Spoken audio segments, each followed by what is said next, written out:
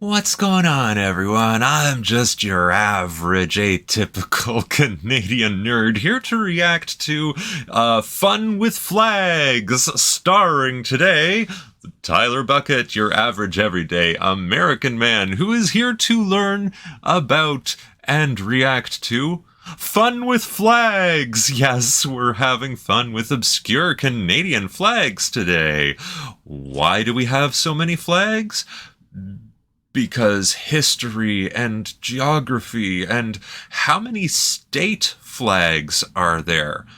I think there's going to be more state flags for the United States than there would be provincial flags for Canada.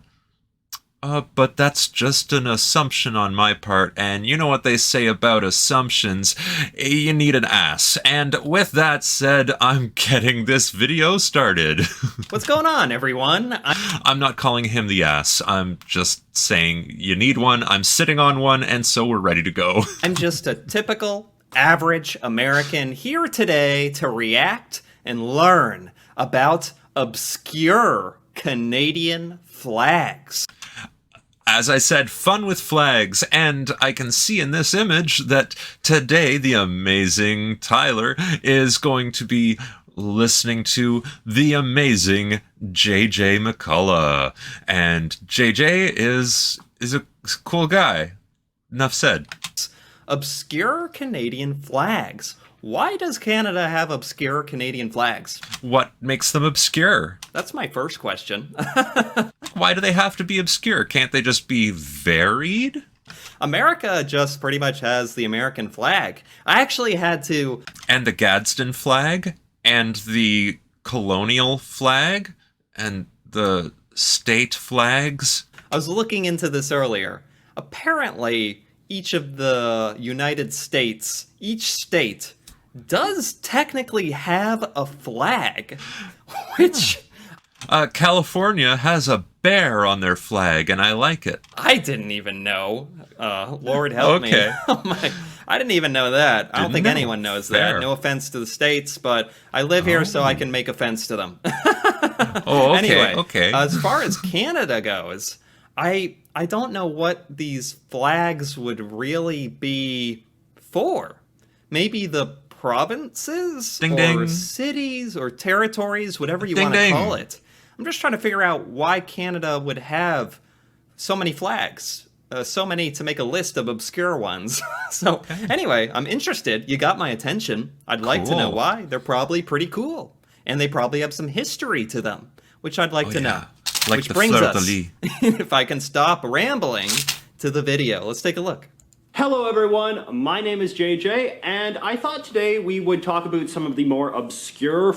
I'm sorry, I have to pause it because he says a boot. That's right, he does. He is the abooter. Because that was the biggest aboot I've ever experienced. The way he said aboot was the most Canadian aboot I've ever heard. And he's on the money every time he does it. JJ is just... Every time he says the word about, it comes out as a boot. Almost like it's the way we speak. Sorry. Anyway. My name is JJ, and I thought today we would talk about some of the more obscure flags of Canada. I already did a video about all of the provincial flags of Canada, so I thought... Whoa, what are these? Crenshaw flags? Provincial. What are all these? This is just another video I'm gonna have to watch. I didn't even know there was a part 1. Oh well, onward. So I thought we would do something a little bit different today. We are going to look at some flags that are not associated with specific places in Canada, but are rather sort of symbolic representations of, you know, groups of people, or history, or ideas. But just... Huh. I'm just like, hey, look at JJ's hair. This was filmed a while ago, because his hair is different now. This is fascinating. You know, it would have been nice to watch that other video first, I suppose, about flags of the different specific areas of Canada. But this is fascinating in its own way. This is about specific We're not even started. people and culture or things, events with flags and meaning in Canada. This is not what I expected, but I'm not upset. I'm fascinated. Just a heads up before I begin today. America doesn't have anything like this that I can think of. That's It's kind of why I'm state caught off flags. guard. I don't know what to think. Today's video is sponsored by our... Oh, probably gonna skip his sponsor. Sorry. We'll talk more about Skillshare in a bit. So let us begin with some of the popular variations on Canada's beloved maple leaf flag, because Yeah, this flag is incredibly well known in America. And we're going to get into the history of how it was designed in our episode of Fun with Flags. Mostly because Americans are just obsessed with its design. It's so unique. The use of a maple leaf is iconic. Every American knows this flag inside and out. And I certainly didn't know there were variations of it, though. I mean, there was a recent episode where they quizzed Americans, and no, they did not know the flag inside and out. They knew it was red with white and had a leaf on it of the maple variety. But I don't think they could draw it from memory.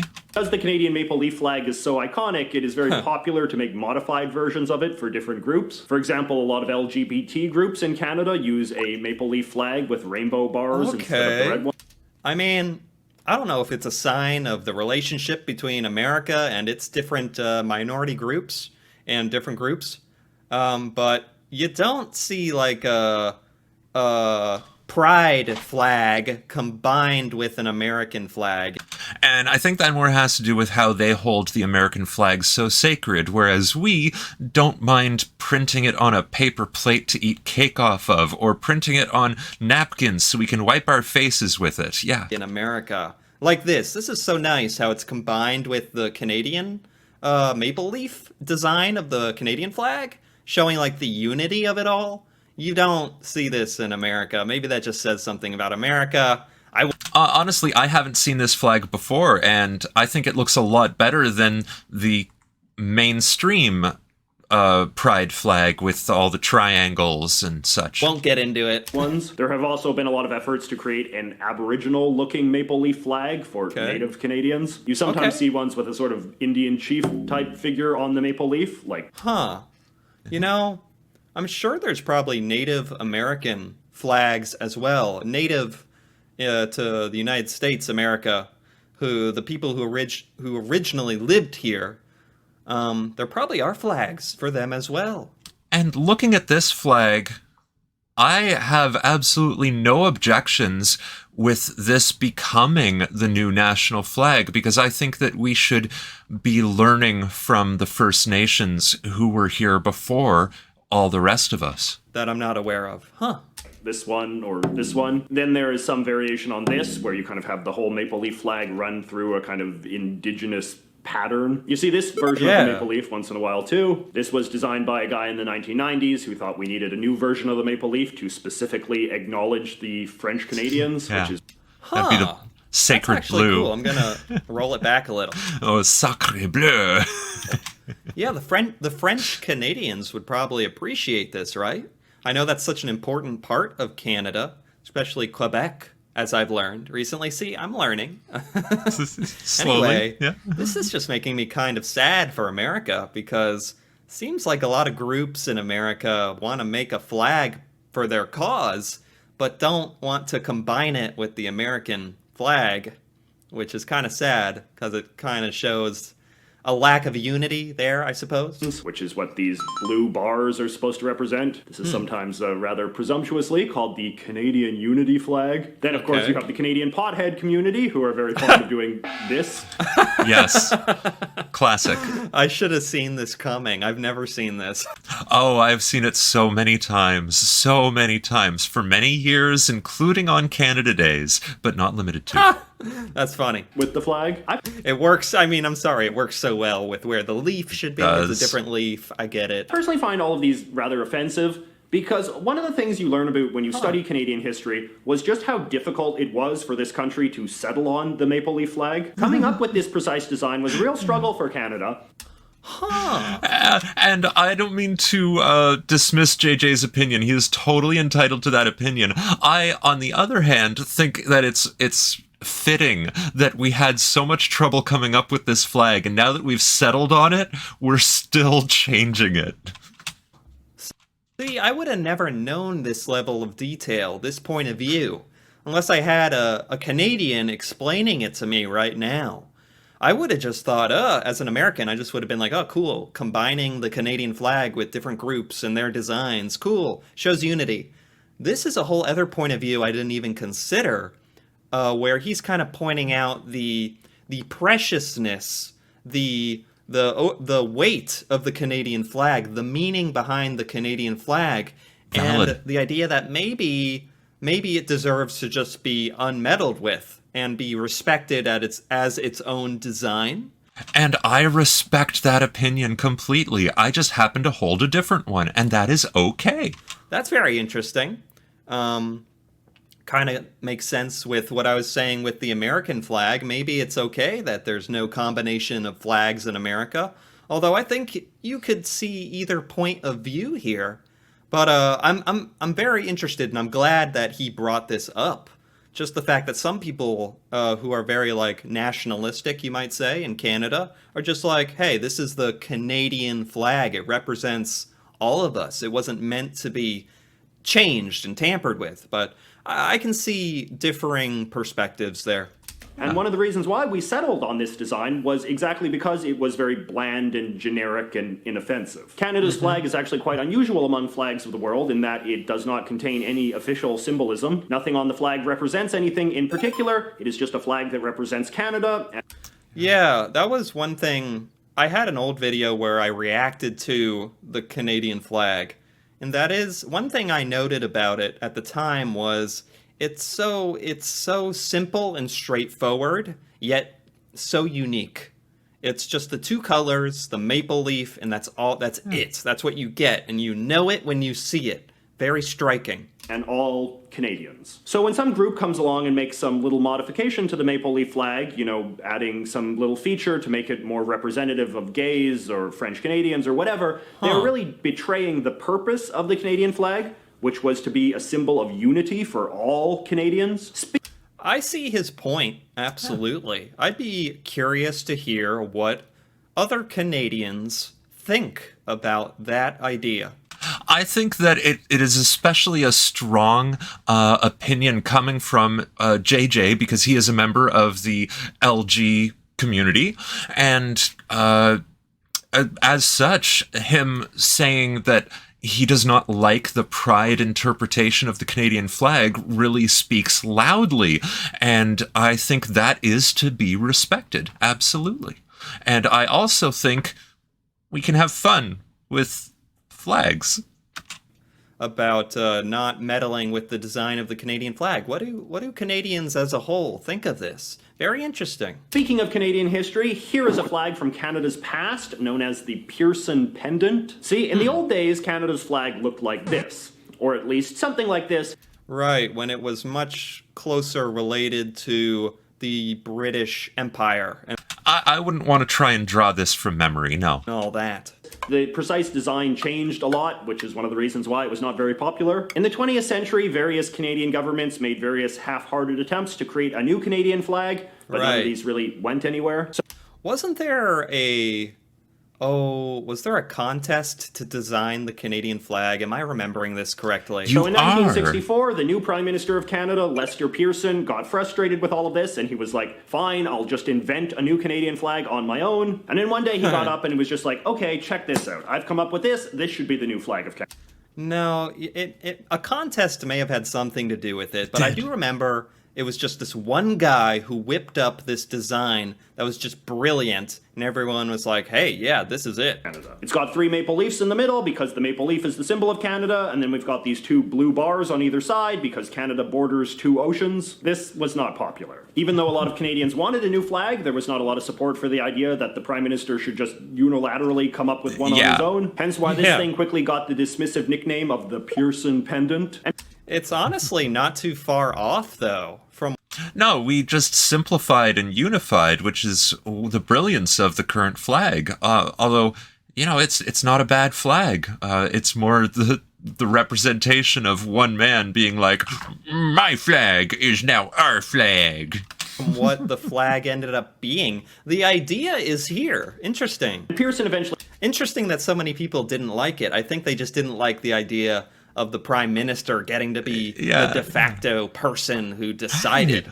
Now all three of us have said it. Oh, I love this. That it was more like, hey, that's not how we should do it. Back down, and his flag didn't go anywhere, but it is still a common symbol of a period of time in Canadian history known as the flag debate. What Prime Minister Pearson wound up doing in the aftermath is what all good political leaders do when faced with a difficult decision: dump responsibility on some committee. And in October of 1964, the Flag Committee came up with 3 finalists. The Pearson Okay, there was a contest, and there were a couple finalists, including this flag here. Interesting. flag, the flag that wound up winning, Yeah, I mean, look at it. That is... And it has a slightly different, more like geometric leaf, which is pretty cool, honestly. And the leaf was simplified afterwards. and this number. Right. This weird-looking flag is another popular symbol of the flag debate because of what a hideous abomination it is. So some people in Canada to this day still bring up these older flag designs just to, as a sign of the times back then, of the history of it. In fact, that's even what they called it at the time. Diefenbaker's abomination. That just reminded me of I love the it. only other flag design I'm familiar with in America is the Confederate flag from the American Civil War. That is the #1 flag you see in America, besides the American flag, would be the Confederate flag, which has a lot of meaning behind it, and a lot of meaning that actually a lot of Americans don't like. Yeah. When people fly that flag, they view it a very specific way. Anyway, it just reminded me of A judgmental way. that other flag in America. After former Conservative Prime Minister John Diefenbaker, who had been very demanding that the new Canadian flag include references to Canadian history, which is obviously a lot easier said than done. Yeah. Talking of old Canadian flags, it is interesting that the pre-1964 Canadian flag is still part of Canadian culture today, although the symbolism is now a lot different. This flag right here is still a part of Canadian culture. This one really, to me, brings back that connection between the United Kingdom and Canada. Is that kind of its purpose in the modern day? And France, when we see the fleur de lis above the 3 maple leaves. But honestly, I'd rather have the Diefenbaker abomination than this one, right? Or just the history behind it? At least then we could call our flag the abomination. At some point, the old Canadian flag, which is also known as the Red Ensign, was kind of co-opted by fringe right-wing groups in Canada. And this is the context in which you are most likely to see it today, like at anti-immigrant rallies and stuff. So now you mostly see the red ensign associated with different political parties, something like that? Because of all of the overt British symbolism, it has kind of been reimagined as a symbol of, like, Anglo pride or even supremacy, which is one of the reasons why it was gotten rid of in the first place. I would No, I'd still, and more now, much prefer the Diefenbaker abomination. say that these Okay. There's obviously a lot of nuance that I'm not really culturally aware of around some of these flags, so I'll try to understand a bit, but I don't think unless you're a Canadian that you can really truly understand the meaning behind some of this, but I kind of get it. These days, it kind of occupies a cultural space similar to the Confederate flag in the U.S. Okay, I was actually wondering about that. Is this in that same spot as the American Confederate flag, where a lot of people view it a certain way, and it's a negative way, to be honest? I mean, it obviously doesn't have nearly the same sort of historic racial baggage, but it is used in a similar kind of way by a similar kind of person. All right, now Okay. let's go back to the Aboriginal people of Canada for a second. As I alluded to before, there has never really been a unifying flag for the Aboriginal people of this country, although there have Okay. been some modified maple leaf flags that have kind of served that purpose. Another popular choice, however, is this flag here, which is sometimes called the Mohawk warrior flag. You know, something that's really sticking out to me is how the depictions of Indians, or we call them Native Americans here, is so similar between Canada and America. The imagery of it all. Did the same people, I mean, we're both in North America, was it literally the same groups of people, it would make sense, right? I've just never thought about it. The Native Canadians and the Native Americans. Huh. Well, something about that just looks out of date. You see this flag a lot in the context of protests by Native Canadians. It's thus sort of associated with a certain kind of like indigenous rights militancy. The sort of Aboriginal activists who blockade roads or occupy buildings and this sort of thing. It first became mainstream in the 1980s. Wow, this is actually used quite a bit by these groups, huh? This is not really a big thing in America, although I'm sure these groups probably have a flag. You know, most every society comes up with some sort of symbol to represent themselves, so I'd have to actually look into that for America. Huh. 80s, when a lot of actual Mohawk Indians in Canada and the United States were engaging in this sort of protest. But these days, I would say it has sort of become a more generic symbol of the indigenous rights movement in North America, if maybe on the more extreme end. A softer symbol of the native rights movement in Canada would be this flag here. Oh, well, this is the infinity symbol in America. With this big infinity symbol on it. This is the flag of the Métis people of Canada, who are basically mixed race folk of Aboriginal and white background. Really? That's so interesting. Yeah, we don't have anything like this stuff that I'm aware of. I might be ignorant to the subject. I'm sure I am, actually, in the United States. But it makes me think. Determining exactly who is or isn't a true Métis person in Canada is a subject of increasing contention in this country. Yeah, that one's a difficult judgment call. But for the purposes of this, what is important to know is that they have just been a historically well-organized community in Canada with a lot of unique symbols, including the flag. Other ethnic minority groups in Canada have flags of their own as well. In one of my other videos, I think I talked about how the Canadian government has made flags for all of the different See, here. French-Canadian communities. French-Canadian communities. Look at all this. These are cool, too. Very striking designs. Why is every flag in Canada more interesting than any other flag I've ever seen anywhere? With the color schemes, the designs? I guess when you're snowed in, you've got a lot of time to think and revise.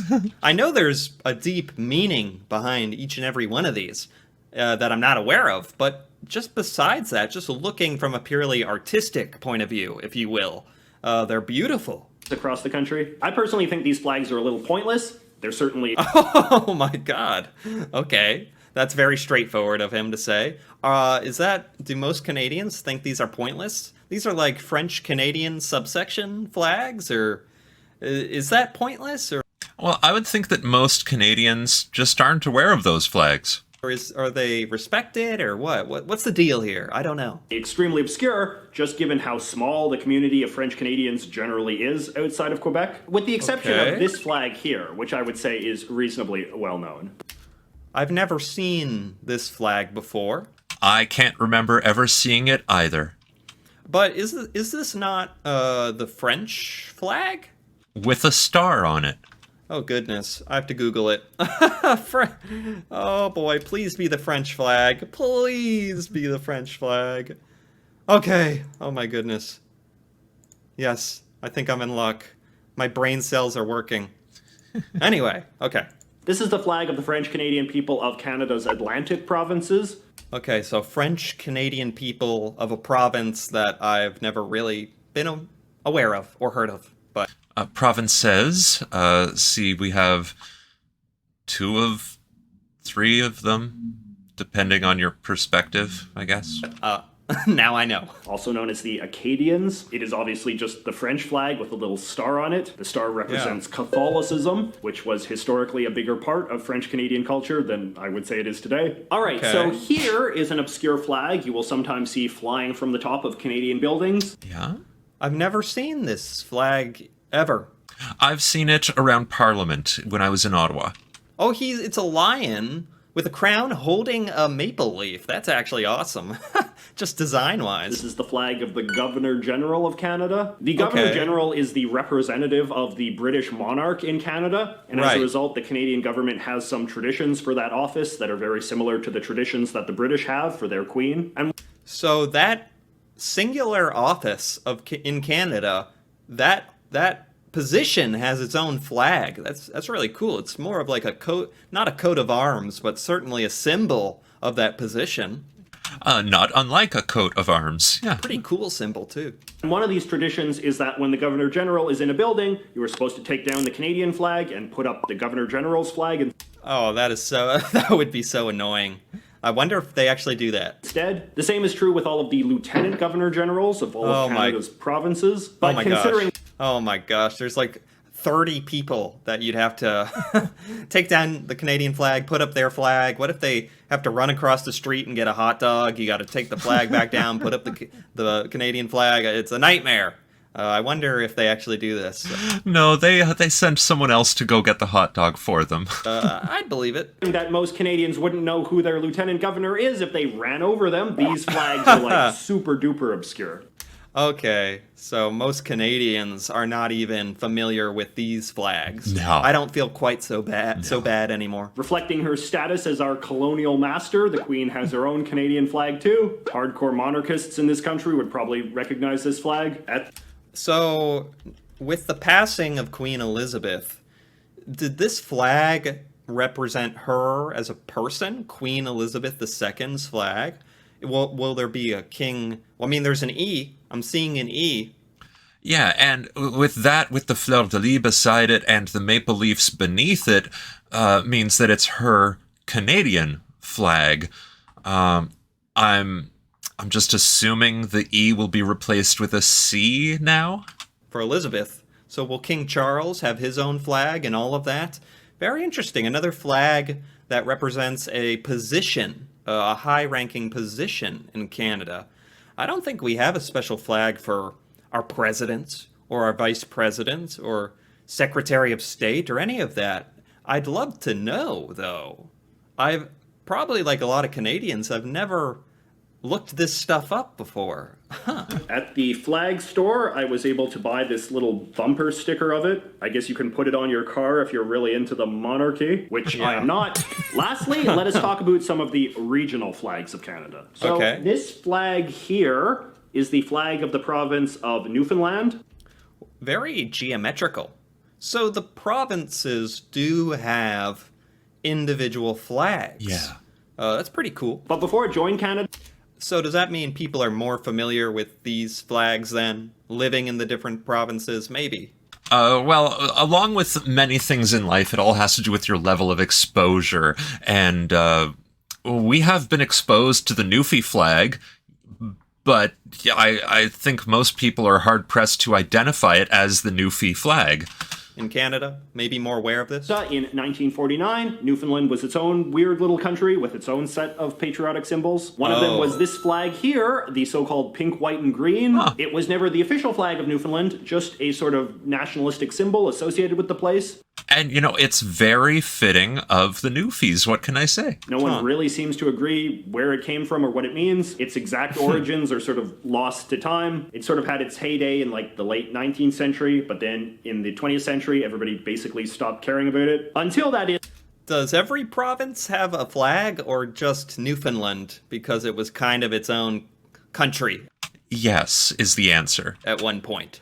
As the Newfoundland tourism industry needed some symbol of the past to dig up so that they could stick it on all of their kitschy Republic of Newfoundland merchandise. In 2004, the Conservative Prime Minister of Newfoundland, Danny Williams, suggested getting rid of this flag and replacing it with the pink, white, and green. But that idea was terribly unpopular, so he quietly abandoned it. I suppose the Newfoundlanders did not want their provincial flag to be a souvenir. And speaking of souvenirs, check out this set of stickers I got in Vancouver the other day. This is what is known as the Cascadia flag.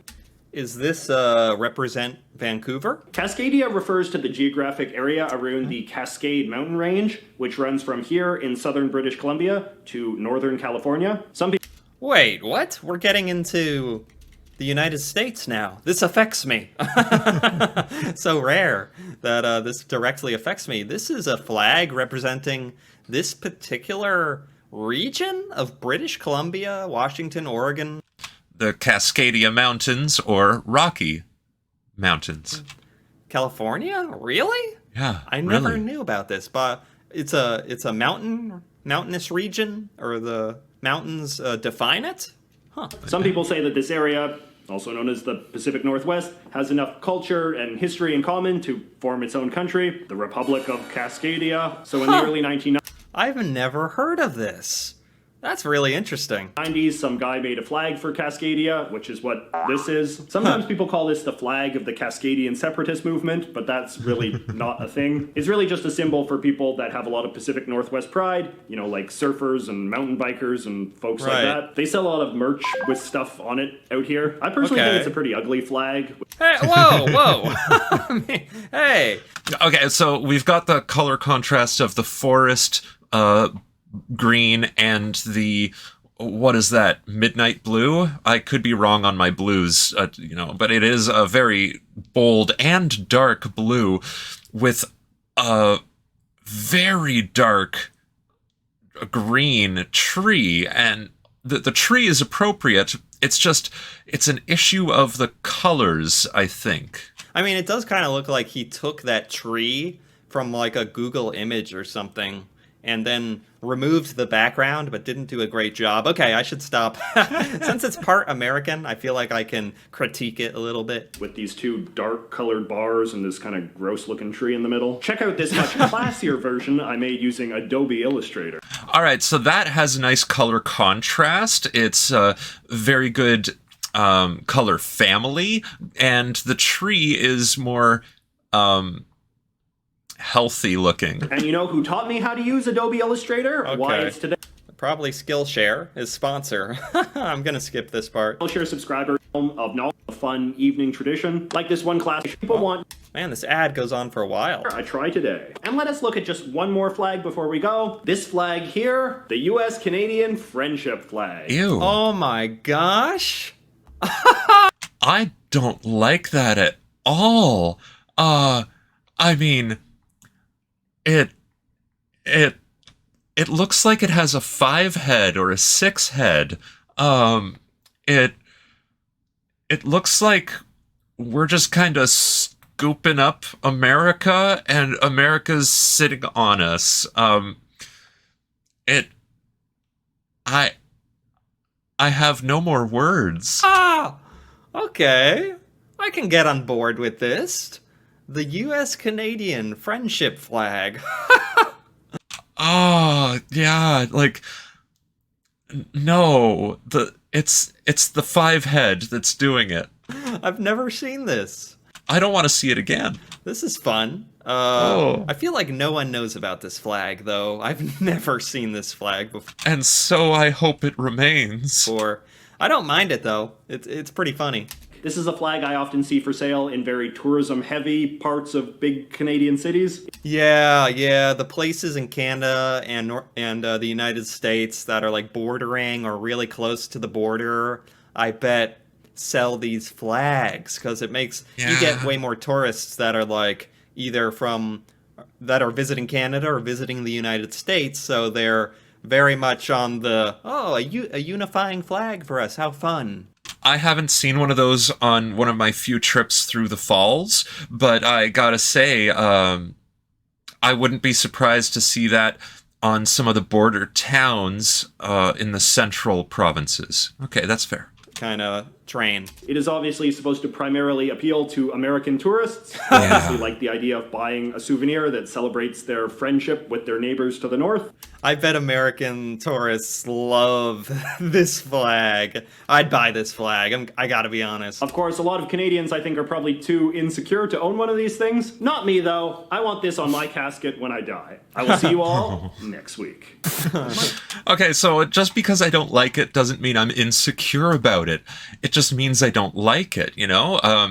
A lot of people these days blame insecurity on taste. Enough said. Okay, that was a good video. That was by JJ McCullough. McCullough? JJ McCullough. I liked that. I liked that a lot. Yeah, I like JJ. Wow. He's cool. Haven't met him. I had a different JJ in my life. He's dead now. But this JJ, I have seen many of his videos. I've seen him go speak at parliamentary sessions. I like him. I never thought there was so much to learn about flags, but flags are really fascinating when you get into it. And from something I learned in this video was, yeah, you can have flags not just to represent geographical areas, but groups of areas, groups of people, an individual position. Yeah. Never knew about that. I was thinking maybe this flag would touch on some of the more obvious Canadian, like, provinces and regions and their flags, but that might be another video that I'll watch at some point in the future. But as far as obscure Canadian flags go, this was very interesting. I obviously was not aware of any of this, and I feel like a lot of Canadians probably aren't aware of a fair bit of this as well. Well, it's hard to keep all those flags and their history in one mind, especially when we have a whole lot of other things going on in our lives that don't involve any of these flags. But it's very interesting stuff to know. I enjoyed that. And if you enjoyed this video, or feel this free one, to go ahead. comments. Give it a like. Give it a like. Type and your if you're comments. Interested in more videos like this, like me reacting to reacting Canada, to Canadian him, culture, reacting Canadian to things, us stuff I've and never seen ever our before. Stuff. Feel free to go subscribe ahead. for more. Do that. And subscribe. until then, thanks for watching, and see you next time. Yes, thank you very much for watching. I had fun today, and I hope you had fun as well. And I hope that if you liked this, you do all those things and maybe share one of my videos with someone else you think might also enjoy it, because, well, the more of that happens, the more likely other people are going to find the channel, enjoy the channel, and subscribe. The more subscribers, the more incentive. You know, after I get past 500 subscribers, I qualify for YouTube to compensate me for all those commercials you might be watching that I'm not aware of, and that will incentivize me. It's a good system. And, well, I think every one of you that does that is being really awesome. And I hope you just keep being awesome. Bye. Science. Spirit. Life. Nerd Pumpkin.